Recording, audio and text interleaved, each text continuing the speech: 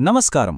మన కళ్ల ముందు మండే ఒక చిన్న నిప్పుని, ఆకాశంలో కోటానుకోట్ల మైళ్ల దూరంలో ప్రకాశించే ఆ సూర్యుడిని ఎప్పుడైనా పోల్చి చూశారా?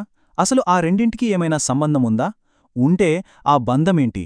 రండి, ఈరోజు ఈ పురాతన బంధం వెనుక ఉన్న కథేంటో చూద్దాం. ఈ కథ మొదలయ్యేది దామనెల్లూరనే ఒక అందమైన గ్రామంలో. పండగ వాతావరణం. అది సంక్రాంతికి ముందు రోజు. లక్కీ అనే ఒక చిన్న పిల్లాడు పగలేమో మిలమిలలాడే సూర్యుడి వేడిని ఆస్వాదిస్తున్నాడు, రాత్రేమో భగభగమండే భోగిమంటల దగ్గర వెచ్చదనాన్ని పొందుతున్నాడు.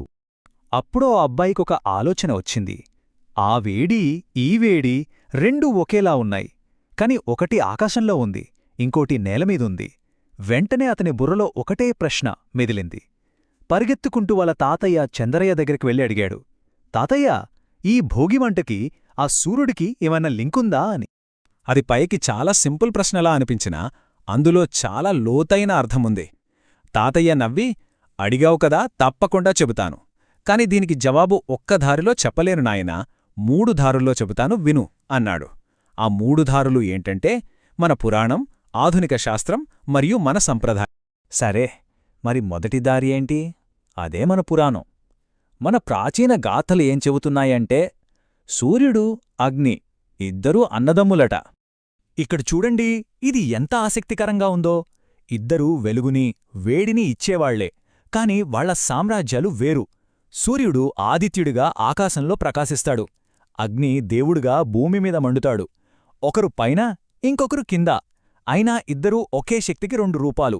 మన వేదాలైతే ఈ బంధాన్ని ఇంకా సూటిగా స్పష్టంగా చెప్పాయి. అగ్నిర్మూర్తి సూర్యః అంటాయి.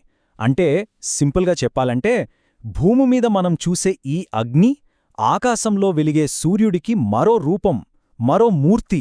అద్భుతం కదా? సరే, పురాణాలు చెప్పే కథ ఇది. మరి మన సైన్స్ ఏం చెబుతోంది? ఇప్పుడు ఆ రెండో దారిలోకి వెళ్దాం. ఆశ్చర్యంగా ఆధునిక విజ్ఞానం కూడా దాదాపు ఇదే మాట చెబుతోంది. దాని ప్రకారం మనం చూసే అగ్ని అంటే మరేదో కాదు, అది నిల్వ ఉంచిన సూర్యరశ్మే. ఒక్కసారి ఆలోచించండి, వేల ఏళ్ల క్రితం వేదాలు అగ్ని సూర్యుని రూపం అన్నాయి. ఇవాళ సైంటిస్టులు నిప్పు అంటే స్టోర్డ్ సన్లైట్ అంటున్నారు.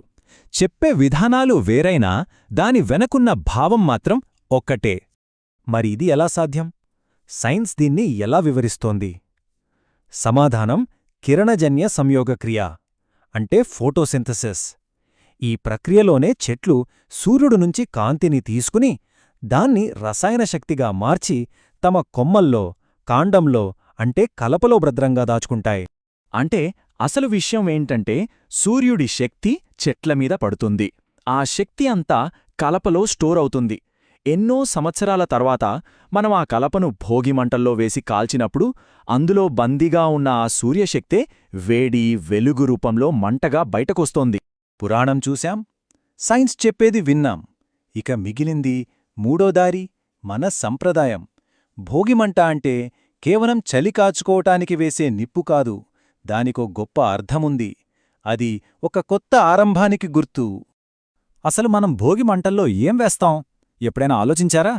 పాత బట్టలు, పనికిరాని వస్తువులు, పాత సామాన్లు, ఇలా ఇంట్లో ఉన్న పాతవన్నీ, అనవసరమైనవన్నీ తీసుకెళ్లి ఆ మంటలకు అర్పించేస్తాం. ఇది కేవలం ఇంటిని శుభ్రం చేసుకోవడం మాత్రమే కాదు, దాని వెనక ఒక పెద్ద సింబాలిజం ఉంది. పాత ఆలోచనలను, చెడు అలవాట్లను, గడిచిపోయిన చేదు జ్ఞాపకాలను ఆ అగ్నికి ఆహుతి చేయడమే దాని అసలైనర్థం. అందుకే భోగిమంట శుద్ధికి, పునరుజ్జీవనానికి, ఒక కొత్త జీవిత చక్రానికి సంకేతం. ఈ ఆచారం సూర్యుడి ప్రయాణంతో ఎంత చక్కగా ముడిపడి ఉందో చూడండి.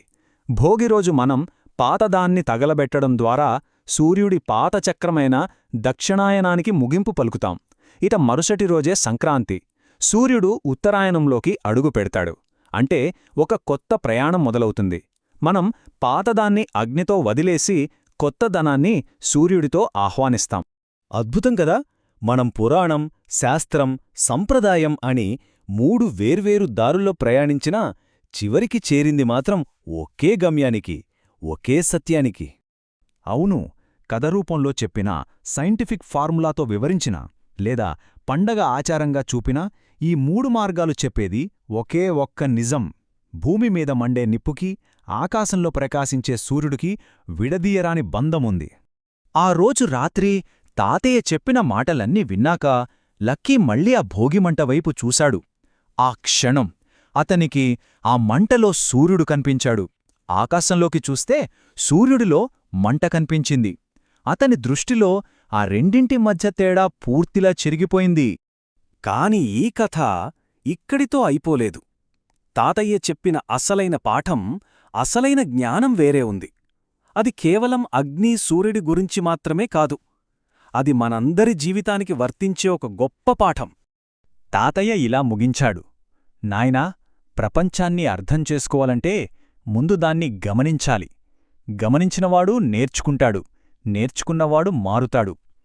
ఎంత గొప్ప మాట కదా! మన చుట్టూ ఉన్న ప్రపంచంలో ఇలాంటి అద్భుతమైన బంధాలు ఇంకెన్నో దాగి ఉన్నాయి. వాటిని మనం ఎప్పుడైనా గమనిస్తున్నామా?